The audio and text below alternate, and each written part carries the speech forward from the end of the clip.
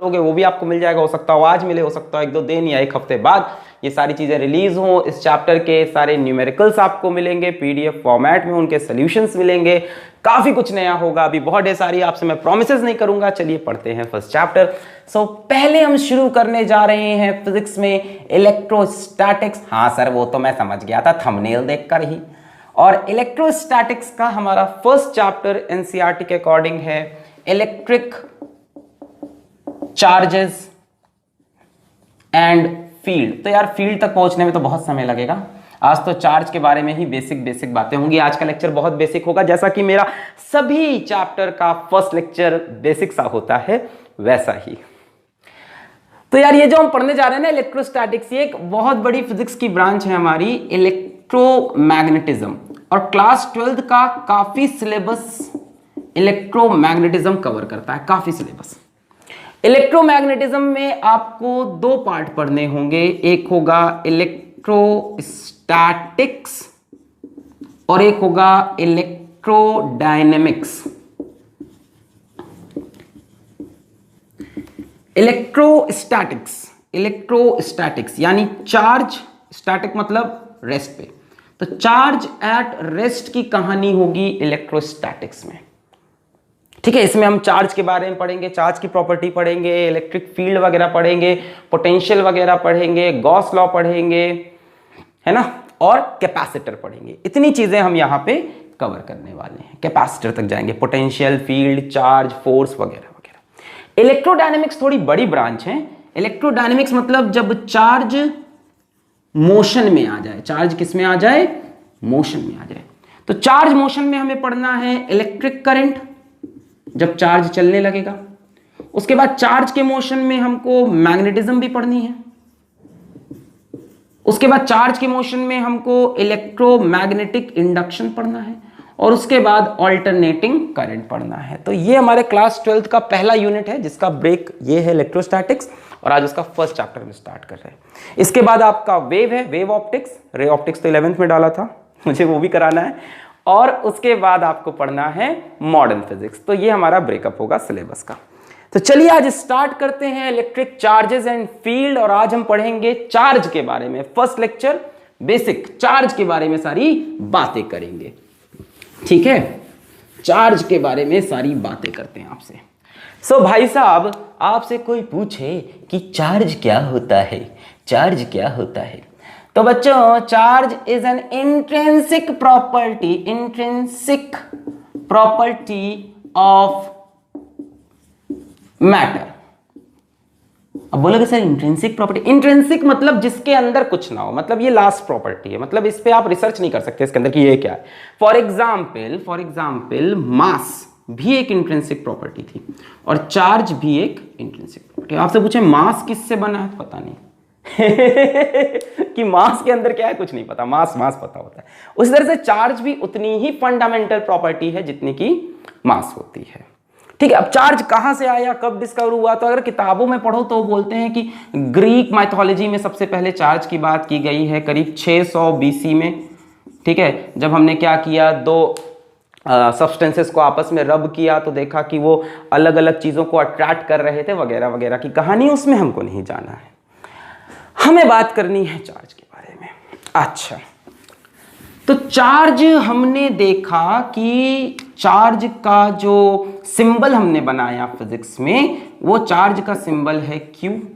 Charge की जो SI unit हमने बनाई वो हो गई कूलम। और क्या सोच रहे हो आज क्या मिलेगा, आज यही सब होगा, quantization of charge, conservation of, हल्का SI यूनिट कूलम। और चार्ज हमारा एक स्केलर क्वांटिटी है, चार्ज का कोई डायरेक्शन वगैरह नहीं होता।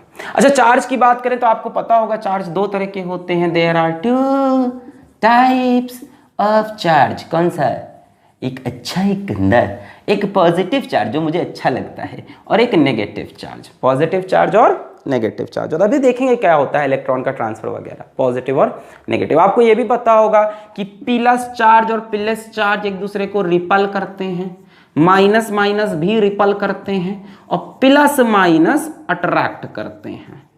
हाँ जी, हाँ जी, ये सब आपको पता है ना कि like charges repel, unlike charges में होता है प्यार मोहब्बत। सर पहले ही लेक्चर में आप प्यार मोहब्बत की बातें क्लास 12 में वही करवाओगे क्या, 11th वाला हाल। ठीक है, तो like charges repel, unlike charges attract. ठीक है, यहाँ तक बात समझ में आ गई। सिंबल की होता है SI यूनिट, कूलम वगैरह वगैरह। ठीक है, SI यूनिट को हम ऐसे C से रिप्रेजेंट करेंगे। ठीक है ना, ठीक है। अच्छा, फिर बात आती है कि सर चार्ज और मास आप कह रहे हो मैटर की फंडामेंटल प्रॉपर्टी है, तो दोनों में डिफरेंस क्या है? दोनों में डिफरेंस क्या है वो समझते हैं। मिटा इसको, मिटा रहे, क्या ही नोट करोगे इसमें, तब हलवा हलवा चीजें। तो चार्ज और मास में फंडामेंटल डिफरेंस क्या है? पहली बात तो ये समझो, charge always comes with mass. Charge always comes with मास। अरे यार, जिस चीज के पास चार्ज होगा उसके पास मास जरूर होगा, बट उल्टी बात ट्रू नहीं है। जिसके पास मास हो चार्ज हो जरूरी नहीं, पर जिसके पास चार्ज होगा उसके पास mass. Charge always comes with mass. ठीक है, हो ही नहीं सकता कि तुम एक बॉडी से दूसरी बॉडी पे चार्ज लेके जाओ पर मास का ट्रांसफर ना हो। चार्ज मास में ही है। पर डिफरेंस क्या है जरा देखते हैं चार्ज और मास के बीच में। चार्ज और मास के बीच में जो डिफरेंस है यार, सबसे पहला डिफरेंस तो ये हो गया कि चार्ज दो तरह का होता है, पॉजिटिव भी हो सकता है, नेगेटिव भी। और मास तो आपको पता है सिर्फ एक पॉजिटिव क्वांटिटी होती है, 5 kg -5 kg सुना नहीं हमने। दूसरी बात ये है बड़ी इंपॉर्टेंट कि मास, अगर आपको याद हो, मैंने कई बार आपको 11th में भी जिक्र किया है कि m is equals to m0/1 - v²/c² under root. लिखा है कभी कि मास स्पीड के साथ चेंज होता है। एक मूविंग बॉडी का मास उसी बॉडी के रेस्ट मास से ज्यादा होता है। पढ़ा है ये कई बार हमने। इसको बोलते हैं रेस्ट मास, सॉरी इसको बोलते हैं रेस्ट मास m0 को, और इसको बोलते हैं मास ऑफ बॉडी। ठीक है, जो कि वेरिएबल होता है। अरे आराम से, प्यार से, अरे नहीं डरने का नहीं। किसी भी बॉडी का जो मास होता है ना वो वेरिएबल होता है स्पीड के साथ। जब भी आप चलना स्टार्ट करते हो, दौड़ना स्टार्ट करते हो, टिंग टिंग टिंग टिंग टिंग टिंग टिंग, तो आपका मास इंक्रीज होने लगता है। मान लो आप खड़े हो और आप दौड़ रहे हो, तो दोनों टाइम आपका मास डिफरेंट होगा। देख लो ना यार, मान लो तुम्हारा रेस्ट मास है, रेस्ट मास मतलब जब रुके हो, तब मान लो तुम्हारा मास है, मान लो कुछ भी, मान लो m0 है, नीचे लिखा है 1 - v²/c²। दौड़ते वक्त तुम्हारी स्पीड v है, और नीचे c क्या होता है? Speed of light. Speed of light तुम्हारी स्पीड से हमेशा ज्यादा होगी, है ना, तो ये टर्म हमेशा 1 से छोटा होगा। अरे हाँ या ना भाई, तुम्हारी स्पीड हमेशा लाइट की स्पीड से तो कम ही होगी, ऐसा नहीं पचूक चलेगा लाइट की स्पीड से ज्यादा। तुम्हारी स्पीड लाइट की स्पीड से कम है, यानी ये टर्म 1 से छोटा आएगा। 1 - 1 से छोटा टर्म, ये पूरा टर्म 1 से छोटा हुआ, नीचे डिनोमिनेटर छोटा हुआ, तो ओवरऑल ये फ्रैक्शन बढ़ेगा कि नहीं बढ़ेगा? तो किसी बॉडी का मोशन के टाइम जो मास होता है वो रेस्ट मास से ज्यादा होता है। मतलब सीधे साफ शब्दों में मैं बोलूं तो मास डिपेंड्स अपॉन स्पीड। अब बोलोगे सर हम लोग ने ऐसा क्यों नहीं किया? क्योंकि यार जनरल डे टू डे वाले कहानी में, खेल में भी c से बहुत छोटा होता है। 100 मीटर पर सेकेंड, 50 मीटर पर सेकेंड, और ये 10⁸ तो ये टर्म करीब करीब 0 हो जाता है। 1 - 0 1 रहता है, और m is equals to m0 रहता है। समझ गए? जो नॉर्मल कैलकुलेशन करते हैं उसमें v की वैल्यू हम लोग क्या रखते थे यार अभी तक 11 में? 50, 100, 200, और नीचे क्या रखा हुआ है? 10⁸। तो ये टर्म करीब करीब 0 हो जाता है। 1 - 0 तो 1 ही रह जाता है, तो m is equals to m0। पर अगर स्पीड बढ़ाओगे, अब यहाँ पे देखो कहानी है, यहाँ कहानी है कि इलेक्ट्रॉन 10⁶ की स्पीड से चलते हैं। अपन 4 से डील करने जा रहे हैं, छोटी छोटी चीजों से। 11 में बड़ा बढ़िया था, इतना बड़ा ब्लॉक ले लिया, इतनी बड़ी पुली ले ली है, पानी बह रहा है, सब दिख रहा था, पेंडुलम हिल रहा है। यहाँ कुछ नहीं दिखेगा, ये छोटे छोटे चार्ज, ये छोटा सा चार्ज जुर्र 10⁶ स्पीड से भाग रहा है। यानी चार्ज जब मोशन में होता है तो उसका मास चेंज करता है। ये सारी चीजें कहाँ लगती थी? क्वांटम पार्टिकल्स में। क्वांटम फिजिक्स है ये, छोटे छोटे पार्टिकल की बात। यानी डे टू डे लाइफ, मतलब 11 की जो मैकेनिक्स वगैरह पढ़ रहे थे, वहां पे मास चेंज नहीं होता था, क्योंकि ऑब्जेक्ट्स की स्पीड बहुत कम होती थी c से, तो ये टर्म 0 हो जाता था, तो ये 1 रह जाता था, तो m is equals to m0। पर यहां इलेक्ट्रॉन की स्पीड 10⁶, नीचे 10⁸ आ रहा है थोड़ा थोड़ा, 10⁷, यहां तक स्पीड जाने वाली है बीटा पार्टिकल्स की। तब फिर कहानी फंसने लगेगी, है ना। मतलब आप देखते ही, अभी आपने अगर सुन रखा हो नाम इलेक्ट्रोमैग्नेटिक, अरे आज इंट्रोडक्टरी ऐसी तो बातें होनी है, और क्या काम ही है। इलेक्ट्रोमैग्नेटिक वेव, इलेक्ट्रोमैग्नेटिक वेव क्या होती है? इलेक्ट्रोमैग्नेटिक वेव जैसे आपने कौन सी पढ़ी? अपनी लाइट है ना, इंफ्रारेड, गामा रेज, जो भी है, ये सभी लाइट की स्पीड से चलती है ना। यानी इन, और ये बनी किससे है? चार्जेस से ही तो बनी है। तो जब ये लाइट की स्पीड से चलेंगी तो v की जगह c आ जाएगा। समझ रहे हो? तो यहां पे मतलब मास की कहानी चेंज होगी कब? जब चार्जेस की बात करेंगे छोटे छोटे। इस पूरे ब्रह्मांड में, इलेक्ट्रोमैग्नेटिज्म में ये इक्वेशन मैटर करेगी अब हमारे लिए। 11th क्लास में नहीं की क्योंकि वहां जो स्पीड थी वो कॉमन थी। अच्छा, फिर इधर आओ, चार्ज की जब बात करें, चार्ज का मास तो चेंज हो सकता है, बट चार्ज की बात करें तो charge is independent of speed. ठीक है, छोटा मोटा चार्ज है, अगर बहुत तेज भी चल रहा है उसके चार्ज पे फर्क नहीं पड़ेगा, उसके मास पे फर्क पड़ सकता है। तो these are the basic difference between charge and mass. यह बहुत इंपॉर्टेंट होता है कि किसी भी चीज का चार्ज स्पीड से फर्क नहीं पड़ता चार्ज पे, पर मास पे फर्क पड़ता है।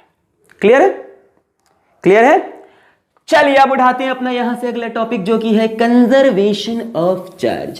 कंजर्वेशन, अरे बात करेंगे अभी सब चीज की, इलेक्ट्रॉन वगैरह की। हाय हाय हाय, पहले बात करते हैं conservation of charge. Conservation of charge, सभी लोग एक सुर में यहां से बोलेंगे, charge can neither be created nor be destroyed, it can be only transfer from one form to another. सबको पता है charge can neither be created nor be destroyed, पता है ना ये सब कहानी। नॉर बी डिस्ट्रॉयड, लिखी दूं मैं, नॉर बी डिस्ट्रॉयड, वरना कोई कमेंट कर देगा सर ये आपने पूरा नहीं किया। But can only be transferred. यार इसको लिखने का एक और तरीका है, जरा समझाते हैं। ऐसे लिखा जाता है, the total charge, what? The total charge of an isolated, isolated मतलब एक तन्हाई में रहने वाला सिस्टम इज कांस्टेंट। एक तन्हाई में रहने वाले सिस्टम का चार्ज कांस्टेंट रहेगा, बॉडी का नहीं, सिस्टम का। जैसे मान लो यहां एक सिस्टम है, सिस्टम में मिस्टेक हो गई, सिस्टम, मान लो इस सिस्टम में 3 बॉडी है, एक पे चार्ज है हमारा 3 कूलम, चार्ज की यूनिट कूलम है ना, प्लस 3 कूलम, एक पे चार्ज है प्लस 1 कूलम, एक पे चार्ज है माइनस 2 कूलम। ठीक है, 3 बॉडी है। फिर इस सिस्टम में हमने इसको ऐसे डुंग डुंग डुंग डुंग डुंग डुंग हिलाया और छोड़ दिया, है ना, मस्त एकदम ऐसे कचक कचक कचक कचक और छोड़ दिया। फिर हमने देखा कि इस बॉडी पे चार्ज है प्लस 2 कूलम, इस पे चार्ज देखा प्लस 3 कूलम, और इस पे चार्ज हमको नहीं पता, तो आपसे पूछा बताओ इस पे कितना चार्ज है। कितना ही भारी भरकम सवाल है। तो यही है, the total charge of an isolated system is constant. मैंने सिस्टम को बंद करके रखा है, मतलब आइसोलेट करके रखा है। समझ लो जो इसकी बाउंड्री है वो नॉन कंडक्टिंग है, इंसुलेटिंग है। कंडक्टर इंसुलेटर पता है, सब नहीं बताएंगे। इंसुलेटिंग बाउंड्री है, तो चार्ज अंदर ही रहेगा, बाहर नहीं जाएगा कहीं। तो यानी ये चार्ज और ये चार्ज बराबर होना चाहिए। तो आप बोल सकते हो क्या, Q1 plus Q2 plus Q3 is equals to Q1 dash Q2 dash plus Q3 dash. समझ में आ गया? टोटल चार्ज फिक्स रहेगा। तो 3 1 4, 3 1 4 minus 2 is equals to 2 plus 3, इस पे चार्ज नहीं पता, लेट इट बी Q 3 से 3 मर गया, और Q इज इक्वल्स टू, ये कितना हो गया, 1 माइनस 2 माइनस 1 उधर गया plus 1, 3 coulomb. So this will be 3 coulomb. जरा जोड़ो, 3 3 6, आए हाय हाय तो गलत हो गया, माइनस 3 कूलम। जरा जोड़ो, 3 3 कैंसिल, 2 कूलम, यहाँ पे 3 1 4 माइनस 2 2 कूलम। सही है ना? यहाँ पे टोटल चार्ज देखो, 3 3 कैंसिल 2 कूलम, यहाँ टोटल चार्ज 3 1 4 माइनस 2 कूलम। ठीक है, सिंपल सी बात है। तो ये है हमारा कंजर्वेशन ऑफ चार्ज। अब कंजर्वेशन ऑफ चार्ज का जो आपको एप्लीकेशन मिलेगा वो आपको एक तो इसी चैप्टर में मिलेगा, बहुत ज़्यादा मिलेगा, और एक आपको ना रेडियो एक्टिविटी की जो न्यूक्लियर इक्वेशंस होती है वहां पे मिलता है। अगर आपको याद हो क्लास 10th में, अगर आपने रेडियो एक्टिविटी पढ़ रखी है, अगर नहीं पढ़ रखी तो इस साल तो पढ़नी ही है मॉडर्न फिजिक्स में। मान लो अपने पास थोरियम है, थोरियम का एटॉमिक नंबर है 90। मान लो थोरियम में से मैंने एक अल्फा पार्टिकल निकाला, अल्फा पार्टिकल मतलब प्लस 2 चार्ज निकला। अब जो भी स्पीशी यहाँ बचेगी उस पर कितना चार्ज बचता था, यहाँ हम क्या लिखते थे, यहाँ 90 प्लस चार्ज था, यहाँ प्लस 2 है, तो यहाँ कितना बचेगा, plus 88। So what is this? This is conservation of charge. हमें कैसे पता चला कि यहां से यहां चार्ज कम हुआ? Because of conservation. Total charge of an isolated system remains constant. तो न्यूक्लियर इक्वेशंस पे भी ये चीज काम आती है। अब ये है कि असल में तो ये नंबर ऑफ प्रोटॉन्स लिखे थे, सब तो पढ़ेंगे, मतलब बता रहा हूं कि इस तरह से चार्ज कंजर्वेशन हमने हर जगह देखा। और एनसीईआरटी में एक लाइन लिखी है, the conservation of charge is experimentally found to be true. उसका कोई प्रूफ नहीं, अब सबूत दो सर, इसका सबूत नहीं है कोई, experimentally found to be true. तो चार्ज के बारे में काफी बातें कर ली हमने। चार्ज दो तरह के होते हैं, पॉजिटिव नेगेटिव। चार्ज का जो SI यूनिट है वो कूलम है, चार्ज का जो सिंबल है वो Q है। चार्ज स्केलर क्वांटिटी है, रिपेल करते हैं, लाइक चार्जेस अट्रैक्ट करते हैं अनलाइक चार्जेस। चार्ज कंजर्व रहता है, टोटल चार्ज चेंज नहीं होता। अच्छा, अब बात करते हैं क्वांटाइजेशन ऑफ चार्ज की। Quantization of charge, quantization of charge. पहली बात आती है, what is the word quantized, what is quantization. तो क्वांटाइजेशन होता है anything which is available in fixed amount, anything which is available in fixed amount, है ना। मतलब जैसे ये मार्कर है, ये मार्कर तुम दुकान में जाओगे या तो 1 मिलेगा, या तो 2 मिलेगा, या तो 3 मिलेगा, या तो 4 मिलेगा, 1.5 नहीं मिलेगा, 2.5 नहीं मिलेगा, 2.25 नहीं मिलेगा। यानी it is available in fixed amount, या तो 1 लो, या तो इसके बाद 2 लो, या तो 3 लो, या तो 4 लो, है ना। इसको बोलते हैं क्वांटाइजेशन। कोई चीज अवेलेबल हो बट फिक्स्ड अमाउंट में हो, ठीक है। जैसे मान लो बिंगर, जैसे व्हाइट बोर्ड है, व्हाइट बोर्ड या तो 1 होगा, या तो 2 होगा, या तो 4 होगा। ऐसी चीज को हम बोलते हैं कि क्वांटाइज्ड है। The food you eat is not quantized. खाना जो खाते हैं कोई क्वांटाइजेशन नहीं है उसमें, है ना। अब इतना छोटा छोटा ग्रेन है, रोटी तोड़ के खा ली, उसको गिन नहीं सकते ना, वो क्या गिनेगा रोटी। दूध पी रहे हैं उसको गिन सकते हैं कितने मॉलिक्यूल गिन सकते हैं on quantum level. But basically अगर बड़ी बड़ी कंडीशंस बात करें, क्वांटाइजेशन मतलब कोई चीज अवेलेबल इन फिक्स्ड अमाउंट। तो हमने देखा कि ये जो चार्ज है ना, this charge is quantized.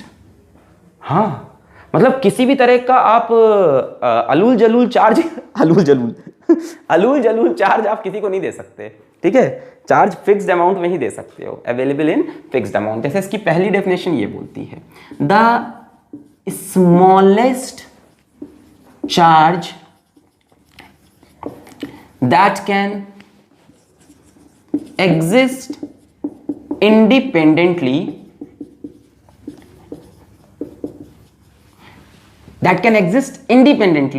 is charge on one electron। आय हाय, बात आ गई इलेक्ट्रॉन की, सबके चेहरे पे खुशी। इलेक्ट्रॉन पे पाया जाने वाला चार्ज इस पूरे यूनिवर्स का सबसे छोटा इंडिपेंडेंट चार्ज है। सबसे छोटा तो है पर इंडिपेंडेंट, उससे भी छोटे होते हैं पर वो इंडिपेंडेंट नहीं होते, आजाद नहीं होते। The smallest charge that can exist independently is 1.6 into 10 to the power minus 19 coulomb, which is charge on one electron। एक इलेक्ट्रॉन पे यही चार्ज होता है। This is the smallest charge that can exist on any body that can be transferred from one body to another। इसका दूसरा नाम हमने रखा है फंडामेंटल चार्ज। फंडामेंटल राइट नहीं रे, फंडामेंटल चार्ज। ये हिस्ट्री पढ़ के आया रे मेरी क्लास में। Fundamental charge, smallest charge that can exist in. देखो इससे भी छोटे चार्ज होते हैं, जैसे अभी हमने देखा है कि electron, proton, neutron are not the fundamental particles. अभी पाया गया कि इससे भी छोटे पार्टिकल्स होते हैं, क्वार्क्स, एंटी क्वार्क्स, ये सब मिले हमें। तो उनका चार्ज हमने देखा E/3, इलेक्ट्रॉन का आधा 3, 2E/3 यानी 0.67% ऑफ E। ऐसे भी चार्जेस मिले बट वो इंडिपेंडेंट नहीं होते। Clear? The smallest charge that can exist independently is charge on electron। ये तो पहली डेफिनेशन हुई क्वांटाइजेशन ऑफ चार्ज की। जो एक्चुअल डेफिनेशन है क्वांटाइजेशन ऑफ चार्ज की वो ये है, charge always exist in integral multiple of fundamental charge. Charge हमेशा फंडामेंटल चार्ज के इंटीजर मल्टीपल्स में मिलेगा। सबसे छोटा चार्ज क्या मिलेगा आपको, 1e या -1e। अगला चार्ज आपको मिलेगा 2e या -2e। अगला चार्ज मिलेगा 3e या -3e। अगला चार्ज मिलेगा 4e या -4e, and so on plus ne या माइनस एन ई, यानी इंटीजर में ही बढ़ सकता है ई के मल्टीपल्स में। सबसे छोटा चार्ज यूनिवर्स का ई, उससे बड़ा 2e, उससे बड़ा 3e, 2.5e जैसा चार्ज नहीं मिल सकता। You can never find a charge such as 2.5e। No, ये चार्ज कभी एक बॉडी से दूसरे पे ट्रांसफर नहीं हो सकता। भाई सबसे छोटा चार्ज इलेक्ट्रॉन ही है। किसी बॉडी को चार्ज करने का तरीका होता है कि या तो उसको इलेक्ट्रॉन दे दो या तो उससे इलेक्ट्रॉन ले लो। तो भैया एक बार में एक ही इलेक्ट्रॉन तो निकालोगे, या 2 इलेक्ट्रॉन निकालोगे, या 3 इलेक्ट्रॉन निकालोगे। जब इलेक्ट्रॉन निकालोगे तो बॉडी पे उतना पॉजिटिव चार्ज, इलेक्ट्रॉन दोगे तो बॉडी पे उतना नेगेटिव चार्ज। तो एक बार बॉडी को 2 इलेक्ट्रॉन दिया, -2 चार्ज, 2 इलेक्ट्रॉन लिया, +2 चार्ज। तो इस तरह के चार्ज एग्जिस्ट कैसे करेंगे? 2.5 इलेक्ट्रॉन निकाल सकते हो क्या? मैं बोलूं बॉडी को +2.5 इलेक्ट्रॉन का चार्ज देना है, मतलब उसमें से 2.5 इलेक्ट्रॉन काट के निकाल ही नहीं सकते अपन, इंडिपेंडेंट है ही नहीं। इससे छोटी चीज मैं बोलूं 3/7 इलेक्ट्रॉन माइनस, ऐसा एग्जिस्ट करेगा? समझ गए ना चार्ज कोई चीज होती कैसे है? या तो उसमें इलेक्ट्रॉन का लॉस होता है या तो इलेक्ट्रॉन का गेन। तो भैया किसी चीज को 1 इलेक्ट्रॉन दोगे तो -1 चार्ज, 2 दोगे -2e, 3 दोगे -3e चार्ज। इस तरह से +2e +3 ऐसे चार्ज हो सकते हैं। किसी पे 2.5e -3/7 इस तरह के चार्जेस एग्जिस्ट नहीं कर सकते। क्लियर है? ये है क्वांटाइजेशन ऑफ चार्ज। इसको अगर एक लाइन में लिखें तो हम लिखते हैं Q is equal to +-ne। समझ ही गए होगे अब तक। Q is charge on any body, N should always be integer, E is charge on electron and Q is the charge on any body. Q is the charge on any body. Charge on any body. E is charge on electron. E is charge on electron. Note करो, फिर इस पे एक सवाल करा देते हैं। Note करें इसको, फिर इस पे हम एक सवाल कराते हैं। गाता रहे मेरा दिल, एनर्जी में रहना है पहली क्लास से। तू ही मेरी मंजिल, हाय कहीं बीते ना ये रातें, कहीं बीते ना ये दिन। स्केड्यूल आएगा 1-2 दिन में, सर अगला लेक्चर कब आएगा? अपना टाइम आएगा रे बच्चा, पहले इसको तो कर ले। Q is equals to +-ne। सबसे छोटा चार्ज इलेक्ट्रॉन का, उसके बाद जो मिलेगा 2e 3e 4e 5e 6e ne, -1e -2e। समझ गए? किसी चीज को इलेक्ट्रॉन 1 2 3 4 5, बंद करो ये अत्याचार, 1 2 3 4, बंद करो ये अत्याचार, मिटा दूं? अच्छा, यानी Q is equals to +-ne। इसको मैं फिर से लिख लूं? लिख लो सर। आपका बोर्ड, आपका मार्कर, आपका चैनल ना, चैनल हम सबका। आप हैं तो हम हैं। Q is equals to +-ne। इसमें Q है charge on any body, N is integer and E is charge on electron. E की वैल्यू सबको पता ही है, 1.6 इंटू 10⁻⁻⁹ कूलम। ठीक है, क्वांटाइजेशन ऑफ चार्ज की ये इक्वेशन। जैसे मान लो इस पे सवाल क्या आ सकता है? सवाल आ गया इस पे, can a charge of 8 into 10⁻18 coulomb be given to a body? क्या किसी बॉडी को इतना पॉजिटिव चार्ज दिया जा सकता है? अरे वाह, चार्ज में कंडीशन है। कुछ भी अलूल जलूल चार्ज बॉडी एक्सेप्ट नहीं करेगी। क्या इतना चार्ज बॉडी को दे सकते हैं? चलो चेक करें। Q is equals to ne। Q की वैल्यू 8 इंटू 10⁻18 कूलम, N नहीं पता, E 1.6 इंटू 10⁻⁻19 कूलम। बोलो सही है? इसको 8 इंटू 10⁻18, चलो 18 रह देते हैं, -18 कर लो, चलो ठीक है, कोई दिक्कत नहीं है, सभी सही आएगा। अच्छा, यहां से जरा n की वैल्यू निकालते हैं। सैंपल क्वेश्चन है। n की वैल्यू है 8 इंटू 10⁻18 अपॉन 1.6 इंटू 10⁻19। n की वैल्यू निकाल रहे हैं, ठीक है। मैंने इस चार्ज को चेंज कर दिया, 10⁻18 कर दिया। किसी में भी चेक कर सकते हो, कोई दिक्कत नहीं है, अभी सैंपल सवाल है। अच्छा, ये ऊपर जाएगा, n इज इक्वल टू, यहां कर लूं, n is equal to 8 upon 1.6, 10⁻⁻19 ऊपर जाके +19, तो ये बचेगा 10। बोलो हाँ या ना? ये ऊपर गया, बोलो +19, 18 माइनस 18 इज 10। 1.6 से 8 को काटो तो 5 गुने में कट जाएगा। 5 6 जा 33 गया हासिल, 5 1 जा 5 3 8, वाह वाह वाह वाह वाह, यानी n की वैल्यू 50 आई। क्या n की वैल्यू इंटीजर है? Yes sir. तो ये चार्ज दिया जा सकता है। यही तो कंडीशन थी कि n should be N integer. इसको अगर तुम आराम से समझो तो मतलब 50 इलेक्ट्रॉन का खेल है। कैसा चार्ज चाहिए? पॉजिटिव। यानी अगर इस बॉडी से 50 इलेक्ट्रॉन खींच के निकाल लिए जाएं तो इसके ऊपर इतना पॉजिटिव चार्ज आ जाएगा। अब मान लो यही n की वैल्यू आ जाती 49.8, मतलब 49.8 इलेक्ट्रॉन, खेल खराब।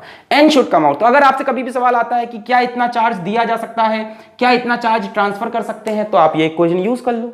q की जगह जो चार्ज दिया है वो डाल दो, e की जगह 1.6 10 की पावर माइनस 19 डाल दो। अगर n निकल के इंटीजर आता है, 50 आए, 40 आए, 400 आए, 4000 आए, अगर इंटीजर आता है तो आंसर होगा यस, और अगर इंटीजर नहीं आता तो आंसर नो। फीलिंग भी समझा दी मैंने, फील दे दिया। इंटीजर का मतलब कि 50 इलेक्ट्रॉन निकालने हैं, जो कि पॉसिबल है। टिंग टिंग टिंग टिंग। क्वांटाइजेशन ऑफ चार्ज क्लियर हो गया आपको? समझ में आ गया क्वांटाइजेशन ऑफ चार्ज? समझ में आया क्या? मिटा रहे हैं इसको? ओके। तो आज के लेक्चर में मुझको यही बेसिक बेसिक बातें करनी थी आपसे। Conservation of charge, quantization of charge, charge क्या होता है। अच्छा, एक और चीज होती है कि बॉडी को चार्ज कैसे करते हैं। एनसीईआरटी में दे रखा है, बहुत लेंदी दे रखा है, उतना पढ़ने का आपको बहुत जरूरत नहीं है। वेज टू चार्ज, 5-10 मिनट का टॉपिक, जल्दी समझ लो कैसे कैसे चार्ज कर सकते हैं। तो सबसे पहला होता है अपना चार्जिंग बाय कंडक्शन रे, चार्जिंग बाय कंडक्शन रे, चार्जिंग बाय कंडक्शन रे। तो कंडक्शन का मतलब होता है direct contact, direct contact, direct contact, सीधा हाथ से हाथ मिलाना। जैसे मान लो यहां पे कोई बॉडी है, इसके ऊपर मान लो नेगेटिव चार्ज है। अच्छा, नेगेटिव चार्ज का मतलब नेगेटिव चार्ज का मतलब इसके पास एक्सेस ऑफ इलेक्ट्रॉन है। क्या है? Excess of electron. यहां आप लेके आए एक अनचार्ज्ड बॉडी, अनचार्ज मतलब न्यूट्रल। अच्छा, एक बार बताओ, न्यूट्रल बॉडी में कितने इलेक्ट्रॉन होते हैं? 0। न्यूट्रल बॉडी में कोई इलेक्ट्रॉन हट, न्यूट्रल बॉडी में 0 इलेक्ट्रॉन। न्यूट्रल बॉडी में जितने इलेक्ट्रॉन उतने प्रोटॉन। अरे एटम एटॉमिक स्ट्रक्चर पढ़ा है कि ऐसे ही चले आए? अरे किसी की भी बात कर लो, अपन किसी भी एटम की बात कर लें आपसे। मान लो हाइड्रोजन की बात कर लें, सबसे पहला एटम, तो एक प्रोटॉन एक इलेक्ट्रॉन। अपन किसी भी एटम को, न्यूट्रल एटम कोई भी उठा लो, तुम्हारा जो मन करे। अरे जो मन करे, सोडियम उठा लिया तो सोडियम के पास 11 प्रोटॉन 11 इलेक्ट्रॉन। तो जब भी कोई चीज न्यूट्रल है, कुछ भी उठा लो, तुम्हारा जो मन करे यार, जो भी एटम तुम एटॉमिक स्ट्रक्चर से उठा लो, उसके पास जितने प्रोटॉन उतने इलेक्ट्रॉन। तो इसके पास जितने प्रोटॉन उतने इलेक्ट्रॉन। अनचार्ज, समझ में आ गया? अच्छा, ये अनचार्ज बॉडी हम लेके आए, इसको हमने इसके साथ टच कराया,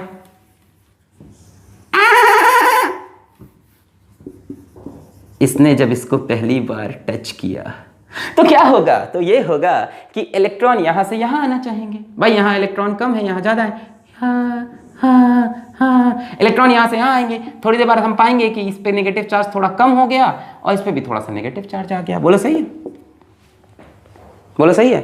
क्या बराबर से बटेगा? अगर शेप, साइज, मटेरियल सेम है तब तुम कह सकते हो। देखो इसमें यहां लिख लो, if shape, size, material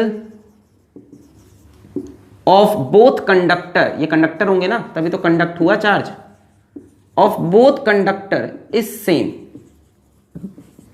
if shape, size, material of both conductor is same, अगर एकदम सेम होगा तब मान लो इस पे चार्ज पहले Q था, इस पे चार्ज मान लो 0 था, ठीक है, और टच कराया आपने, टच कराया, जरा जरा touch me touch me touch me, और टच करा के दोनों को फिर से अलग अलग रख दिया, तो बच्चों इस पे चार्ज होगा Q/2, इस पे भी Q/2।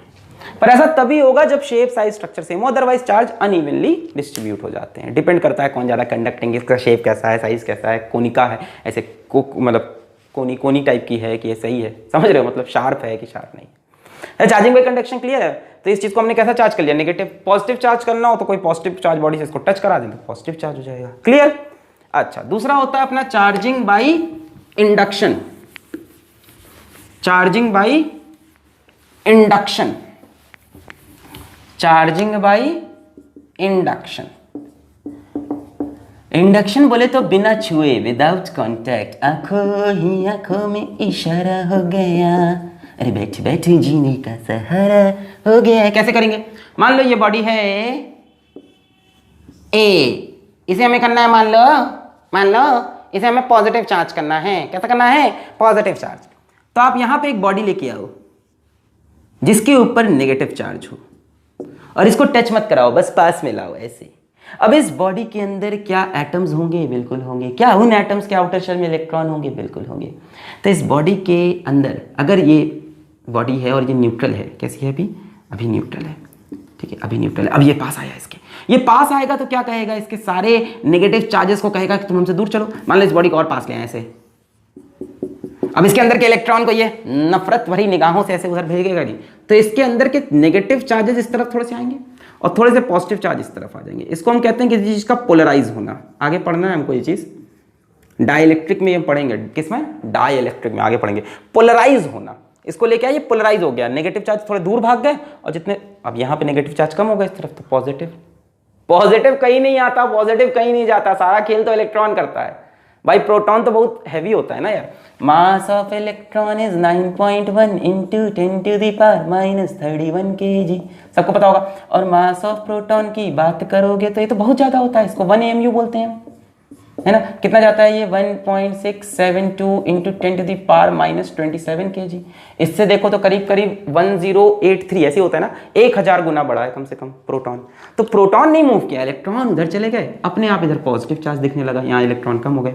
अब बोलोगे सर ये चार्ज कहाँ है? ये अभी चार्ज है, अभी ये पोलराइज है बट अभी भी न्यूट्रल है।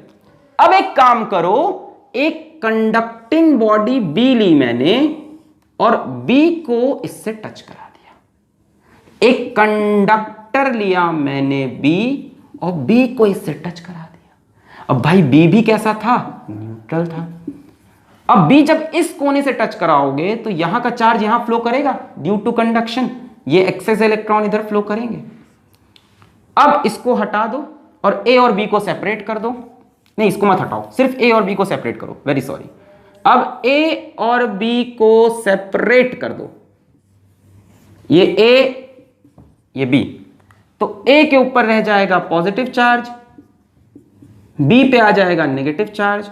यहां पे इसको बना के रखा था ताकि ये नेगेटिव चार्ज को रिपेल करता रहे और पॉजिटिव को पकड़ा रहे। इन दोनों को तुमने क्या कर दिया? सेपरेट। कहानी समझ में आई?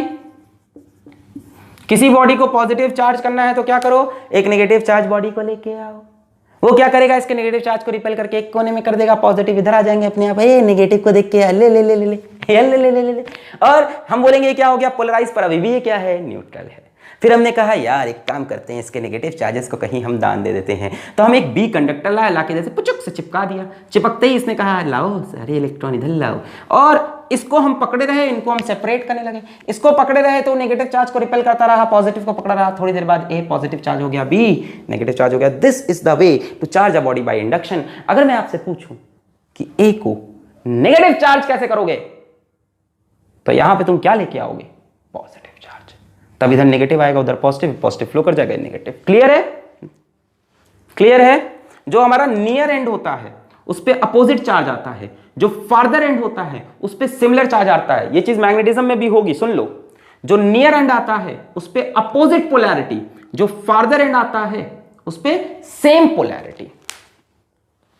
क्लियर है?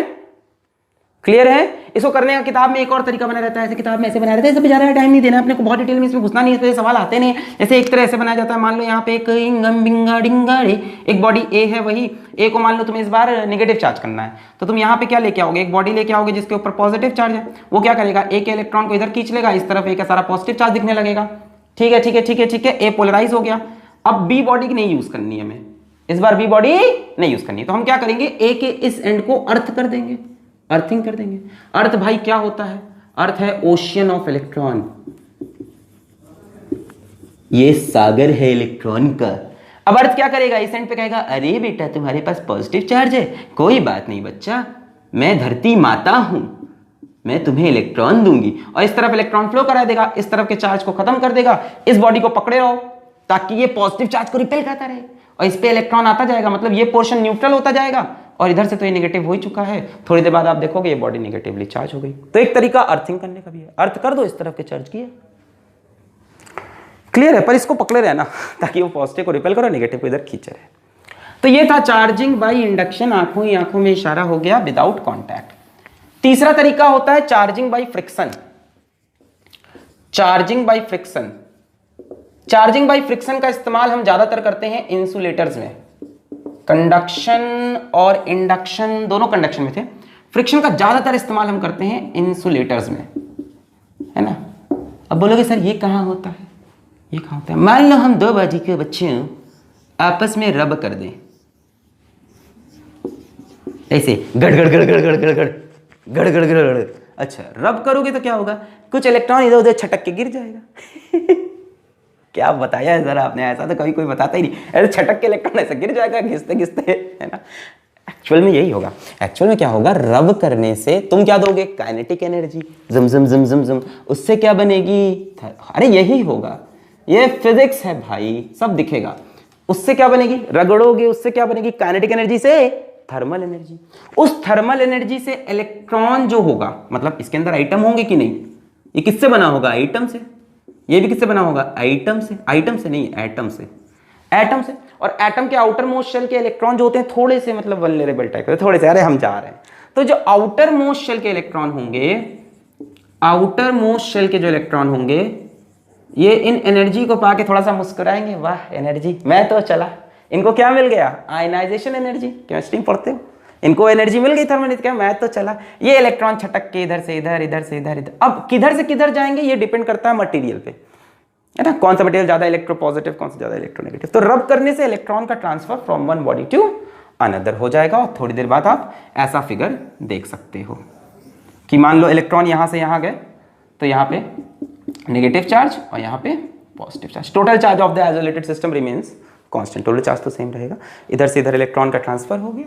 अच्छा, एक चीज और याद रखना कि जब भी ट्रांसफर ऑफ इलेक्ट्रॉन्स या ट्रांसफर ऑफ चार्ज की बच्चों बात हो, हमेशा साथ में ट्रांसफर ऑफ मास भी होता रहेगा। चार्ज का ट्रांसफर बिना मास के ट्रांसफर के पॉसिबल नहीं है। अरे यार इलेक्ट्रॉन गया, इलेक्ट्रॉन का कुछ तो मास है, यानी थोड़ी देर बाद अगर तुम देखोगे तो इस बॉडी का मास इंक्रीज कर जाएगा और इस बॉडी का मास डिक्रीज कर जाएगा, क्वांटम लेवल पे ही सही, पर है ना। ये तो नहीं कह सकते कि मास नहीं चेंज हुआ, अगर चार्ज ट्रांसफर है तो मास का भी ट्रांसफर। ये क्या है, चार्जिंग बाय फ्रिक्शन, गड़गड़ी इलेक्ट्रॉन। अरे जैसे वो नहीं करते थे हम लोग बचपन में, वो कि स्कूल में जाते थे, वो प्लास्टिक वाली स्केल लेते थे, उसको ऐसे रखते थे बाल के ऊपर, ये है बाल, इस बाल के ऊपर, हाँ हाँ बाल हैं अभी, इस बाल के ऊपर रगड़ते थे, फिर ऐसे करके ऐसे हम लोग वो कागज के पीसेस खच खच खच चिपकने लगते थे। क्या था, फ्रिक्शन। हम जब रगड़ते तो क्या होता था, इलेक्ट्रॉन का ट्रांसफर इधर उधर होता था, इसके ऊपर चार्ज आता था। अब ये प्लास्टिक के पेपर को इंडक्शन से चार्ज करता था, ऐसे प्लास्टिक पेपर जो कोना इसके अपोजिट चार्ज पकड़ता था वो इससे आके चिपक जाता था और चिपकते कंडक्शन। पूरी लंबी कहानी है बट ओवरऑल तो यही हो रहा है। जैसे वो नहीं होता था कि गुब्बारे को मैं ऐसे दीवार पे रब करके चिपका देते थे, ऐसे बाल पे ऐसे रब किया, फिर ऐसे दीवार पे रख देते, चिपक जाता था। वो क्या था, चार्जिंग बाय फ्रिक्शन। तो these are the methods to charge a body.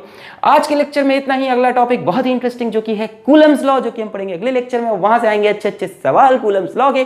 तो पढ़ाई करते रहें ऑल द, और जितनी भी कमिटमेंट्स मैंने की है कि लेक्चर्स पीडीएफ फॉर्मेट में और क्वेश्चन सीरीज जल्द से जल्द पूरी करने की कोशिश की जाएगी। और आप लोग कमेंट करिएगा कि अगला लेक्चर कब आएगा, इसके बाद वाला कब आएगा, ये टॉपिक कब कंप्लीट होगा। सर जल्दी सिलेबस कराओ यार, ये करते रहो तभी काम करने में मजा भी आता है। मैं कितना भी बोलूं कि यार प्रेशर मत बनाओ, तुम बनाओ। ऐसे ही तुमने 10 का सिलेबस मुझसे कंप्लीट कराया, ऐसे ही तुमने 11 का सिलेबस मुझसे कंप्लीट तो नहीं हुआ है, मतलब स्टिल आई एम ट्राइंग। 11 का सिलेबस साइड में कोशिश करता रहूंगा कंप्लीट हो। वन शॉट सीरीज को भी मैं कंटिन्यू करने की कोशिश की। सही है यार, तुम अपना काम करो, मैं अपना करता हूँ। पढ़ाई करते रहें। All the very best.